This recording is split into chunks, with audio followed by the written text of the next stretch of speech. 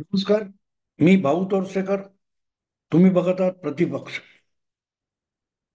मित्रांनो, महाराष्ट्रात ऑक्टोबरमध्ये विधानसभेच्या निवडणुका होतील ही अपेक्षा होती. पण निवडणूक आयोगाने स्वातंत्र्य दिनाच्या दुसऱ्या दिवशी निवडणुकांचं जे वेळापत्रक जाहीर केलं त्यामध्ये महाराष्ट्राचा उल्लेख नाही.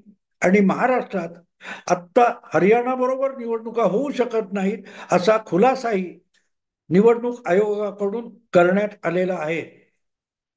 आणि म्हणूनच जम्मू काश्मीर आणि हरियाणा या दोन राज्यांमध्ये किंवा एक केंद्रशासित प्रदेश आहे त्यातला, तिथे निवडणुकीची धामधूम सुरू झालेली आहे.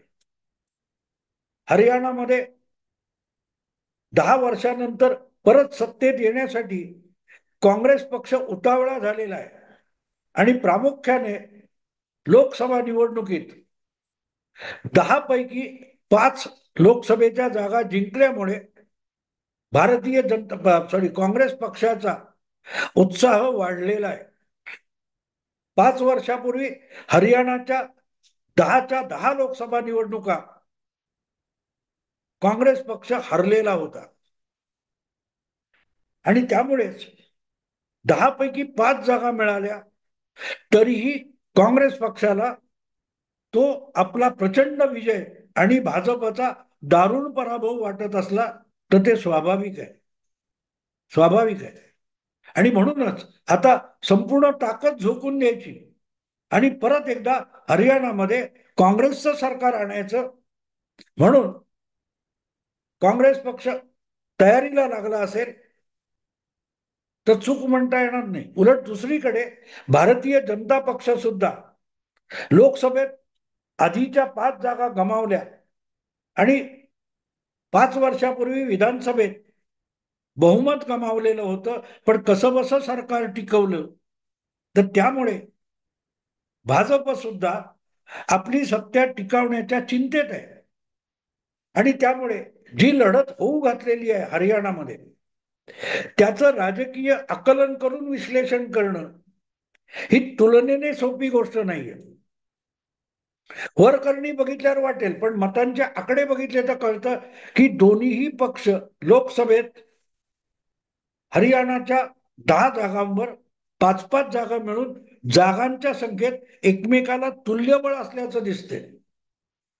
मतदानाची आकडेवारी बघितली, टक्केवारी बघितली तर एक थोडस किरकोळ मला वाटते भाजपला अधिक मतं आहेत किंवा अधिक टक्केवारी आहे. पण तरी एक अर्धा टक्का इकडे तिकडे असलं तर थोड्याशा फरकाने सुद्धा प्रचंड मोठा उलटफेर होत असतो, हे विसरता कामा नये. आणि दुसरी गोष्ट आहे, लोकसभेचे मतदारसंघ मोठमोठे असतात, विधानसभेचे मतदारसंघ छोटे छोटे असतात. उदाहरणार्थ महाराष्ट्रामध्ये एका लोकसभेच्या मतदारसंघामध्ये 6 विधानसभेचे मतदारसंघ येतात. हरियाणामध्ये लोकसभेच्या एक मतदारसंघात विधानसभेचे 9 मतदारसंघ येतात. त्यामुळे हरियाणाच्या विधानसभेतील आमदारांची संख्या, सदस्य संख्या ही 90 आहे. आणि म्हणून मतदारसंघ अधिकाधिक छोटे होत जातात. साधारणतः आपण असं समजू की 15 ते 20 लाख मतदारांचा लोकसभा मतदारसंघ असतो. तर त्याला 10ने भागलं तर विधानसभेचा हरियाणातला मतदारसंघ हा 2 लाखाच्या मतदारसंख्येच्या आसपास येतो. आणि म्हणून किंचित फरकाने सुद्धा तिथे एखादा आमदार पराभूत होऊ शकतो किंवा एखादा आमदार आपली असलेली जागा टिकवू शकतो. आणि म्हणून हरियाणा सारख्या निवडणुकीमध्ये अनेक अपक्ष सुद्धा निवडून येतात. त्याचं कारण आहे, ज्या विद्यमान आमदारांना पक्षाकडून उमेदवारी मिळत नाही, पण ज्याला वाटत असतं आपण चांगलं काम केलंय आणि आपला हा मतदारसंघामध्ये बालेकिल्ला आहे, अशा वेळेला तो आमदार पक्षाने उमेदवारी नाकारली तरी बंड करून उभा ठाकतो आणि निवडून येतो. आणि गेल्या वेळेला सुद्धा 8 9 काहीतरी अपक्ष आलेले होते, त्यांचाच पाठिंबा घेऊन भाजपने सरकार टिकवलं अगदी चौटालांच्या पक्षाने पाठिंबा काढून घेतला, ते उरलेले अपक्ष भाजपला मिळाले आणि सरकार टिकलेले.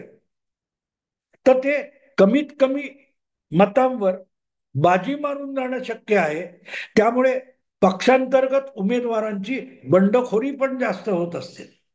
आणि तुम्हाला आणखीन एक गोष्ट सांगण्यासारखी आहे की हरियाणा याच राज्यामध्ये 50 वर्षापूर्वी आयाराम गयाराम संस्कृती सुरू झाली.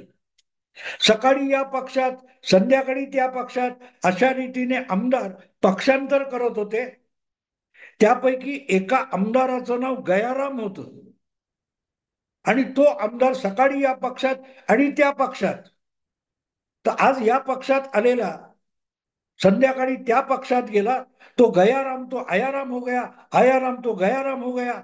यावरून आयाराम गयाराम म्हणजे पक्षांतर करणाऱ्याला आयाराम गयाराम ही उपाधी ही तिथे मिळालेली आहे. कुठे? हरियाणा.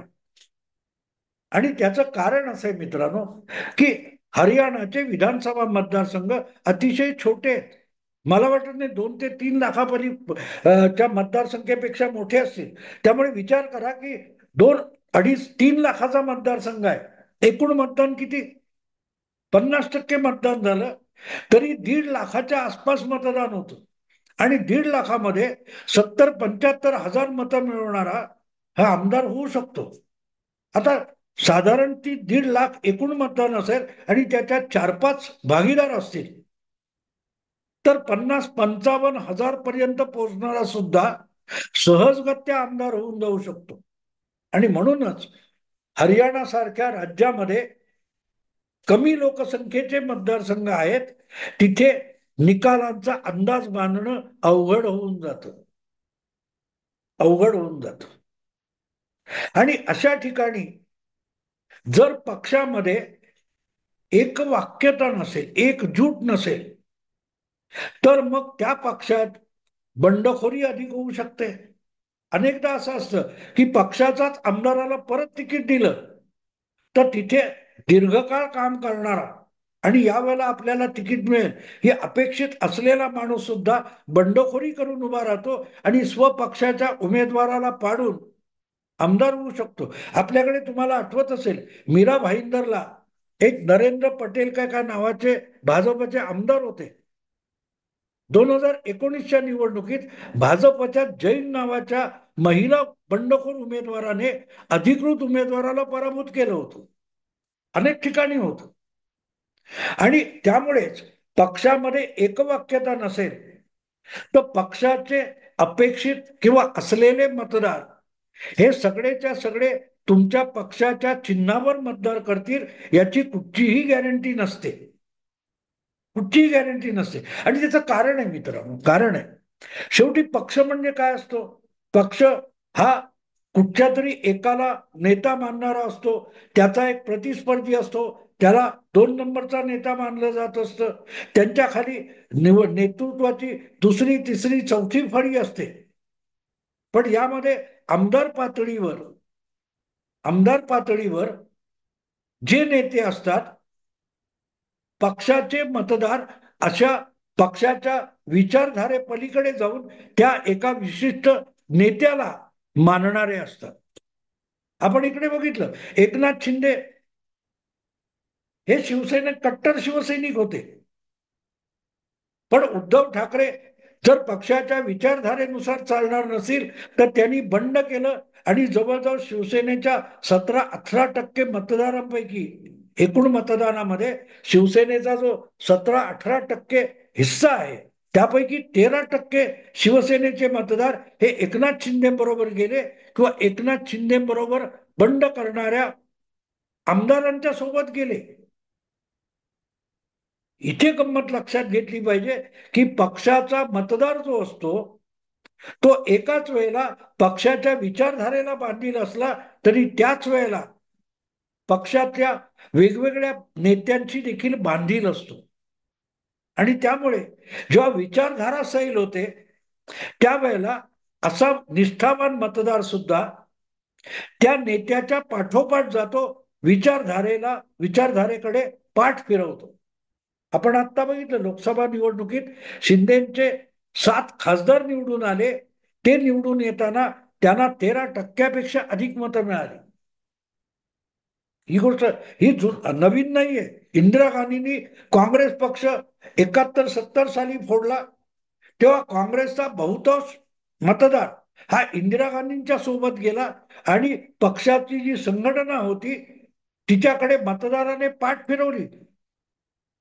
जवळजवळ काँग्रेसचा जो काय 100% मतदार असेल तर 15-20% संघटनेकडे राहिला. 80% इंदिरा गांधींबरोबर गेला. तेच पुन्हा 1980 मध्ये झालं. आत्ता आपल्याकडे बघाल तुम्ही की शरद पवार कितीही पक्ष बदलतात, पण बारामतीमध्ये शरद पवारांचा बारामतीचा निष्ठावान मतदार शरद पवार ज्या बाजूला असतील त्या बाजूला मतदान करतात.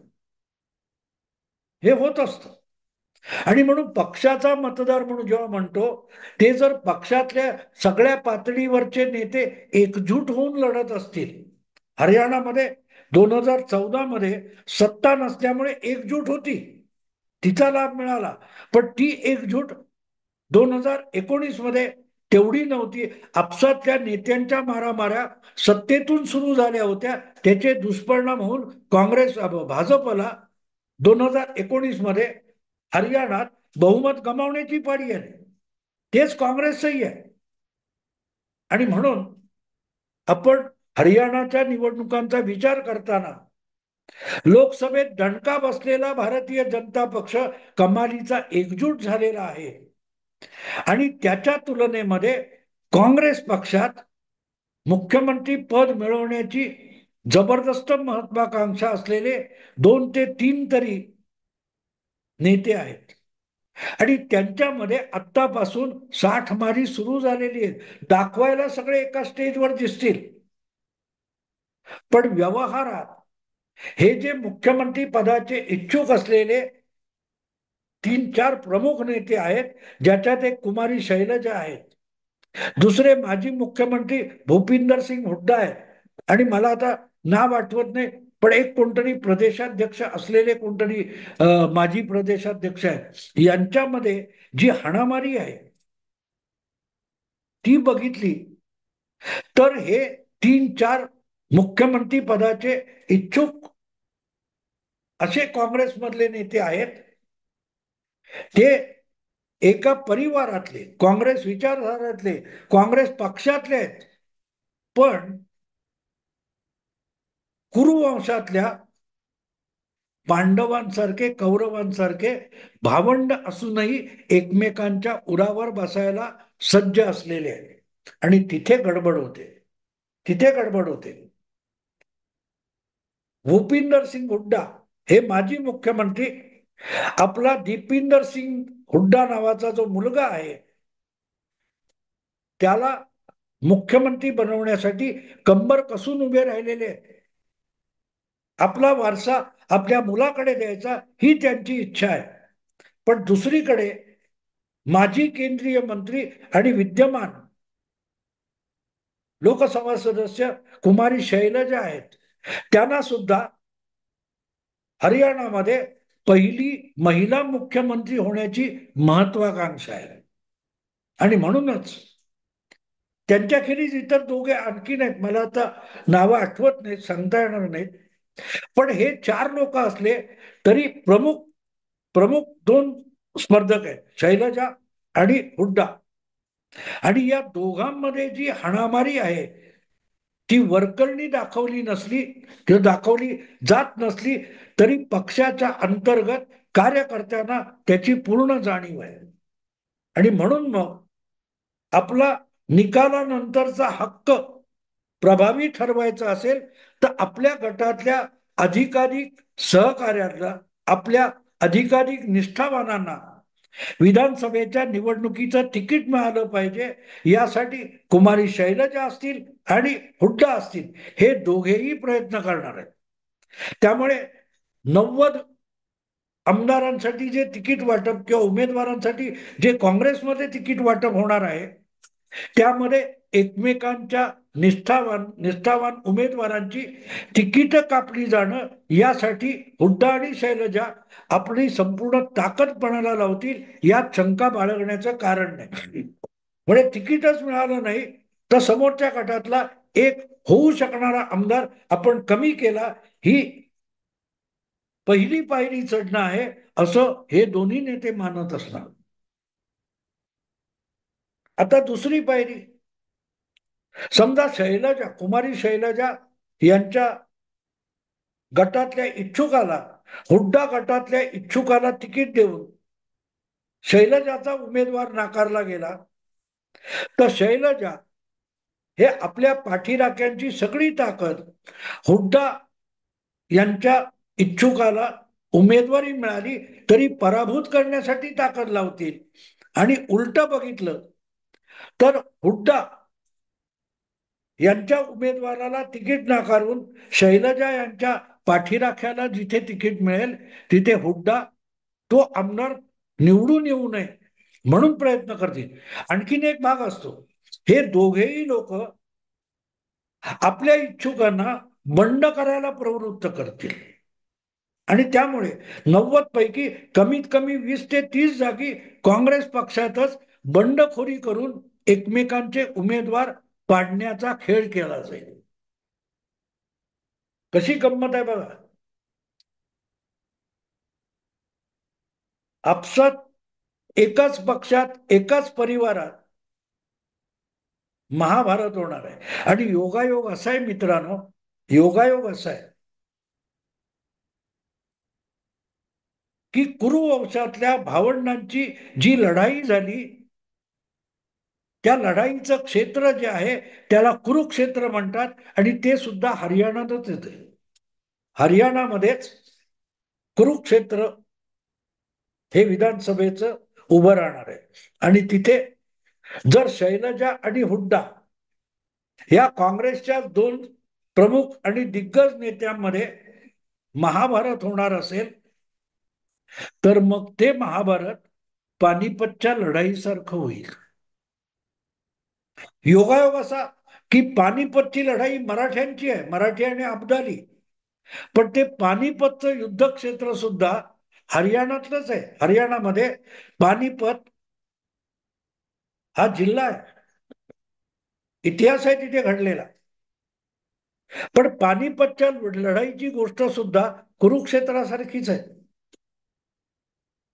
मराठे संपूर्ण भारतासाठी पानिपतची लढाई लढत होते. मराठेशाही टिकवून ठेवण्यासाठी आणि मराठेशाहीचं भारतीय उपखंडावरचं वर्चस्व आणि प्रभुत्व टिकवण्यासाठी भाऊसाहेबांच्या नेतृत्वाखाली ती लढाई चालू होती. पण त्या लढाईतून ऐन वेळेला होळकर आणि शिंदे यांनी आपल्या सेना माघारी नेल्या आणि भाऊसाहेबाला लढाईसाठी एकटा अब्दाली समोर सोडून दिला आणि त्यामुळे पानिपतची लढाई मराठे हरले. मराठे हरले कारण आपल्याच बाजूला संकटात सोडून मराठ्यांचे दोन बडे सरदार पानिपतवरून निघून गेले होते. हुड्डा आणि कुमारी शैलजा यांचे पाठीराखे आणि शक्ती ही जर हुड्डा आणि शैलजा यांच्या एकमेकांच्या उमेदवारांना आपापल्या मतदारसंघात पानिपतच्या लढाईसारखे संकटात सोडून जाणार असतील किंवा संकटात ढकलणार असतील तर पानिपतच्या कुरुक्षेत्रामध्ये 21व्या शतकातली पानिपतची लढाई कुठले निकाल देईल याचा विचार करा. एवढंच बोलून थांबतो. विषय आवडला लाईक करा, शेअर करा, सबस्क्राईब करा प्रतिपक्षला. नमस्कार.